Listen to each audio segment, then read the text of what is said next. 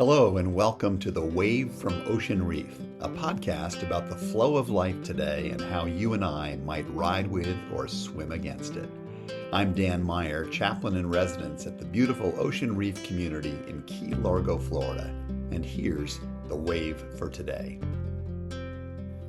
In his book, They Rose Above It, author Bob Considine shares the story of a phone call he received one day from baseball giant Lou Gehrig.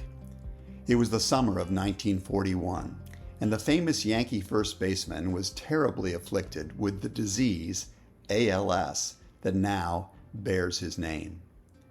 Nonetheless, Gehrig was continuing his volunteer work with troubled youth, and he was championing research into the illness that would soon take his life.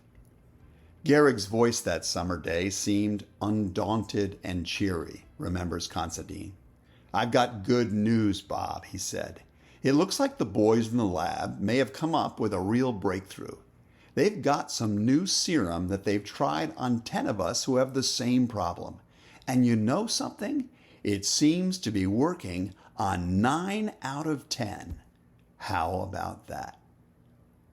Gehrig was elated, so Considine tried not to ask the obvious question, but it came out anyway. "How about you, Lou?" There was a brief pause at the other end of the line. Then Gehrig said, "Well, it didn't work on me, but how about that for an average? 9 out of 10. Isn't that great?" Considine replied, "Yes, it was great." But then, so was he.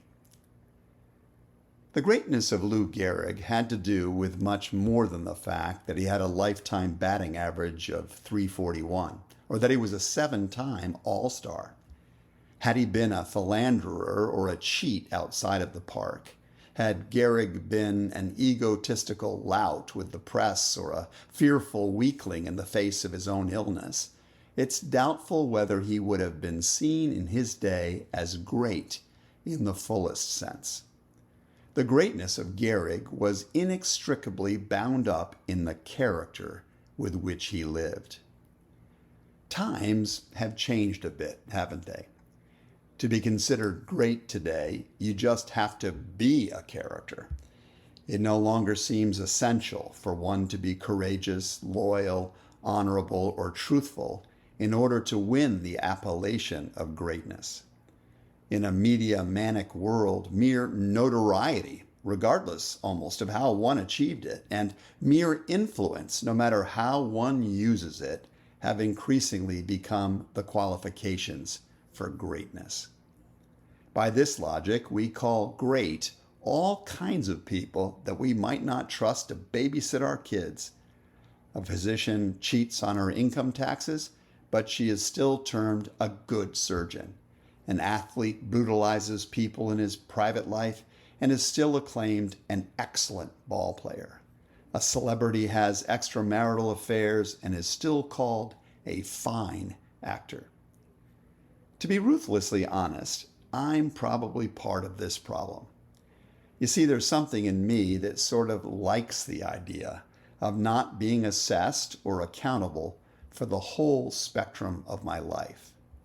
I'd rather be judged for the more presentable parts of my behavior, or the carefully curated list of times when I was at my best.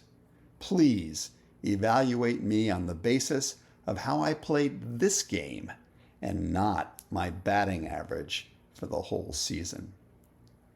This is probably why being married or raising kids is so good for us, and why it's also so tough on us.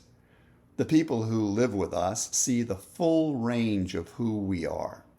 They don't see our Instagram image, but our actual selves. If we're fortunate, they call us on the stuff that doesn't line up with our stated values. They point out contradictions and inconsistencies. It hurts, frankly, to not be thought of by these people as quite so great as others may view us. But these family members and friends who tell us the truth are the MVPs in our lives. They are helping us to move toward becoming the person which in our clearest moments we truly want to grow to be. That's today's wave from Ocean Reef.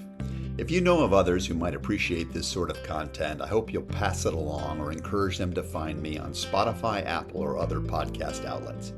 Until next time, I'm Dan Meyer, hoping that the flow of life is good for you.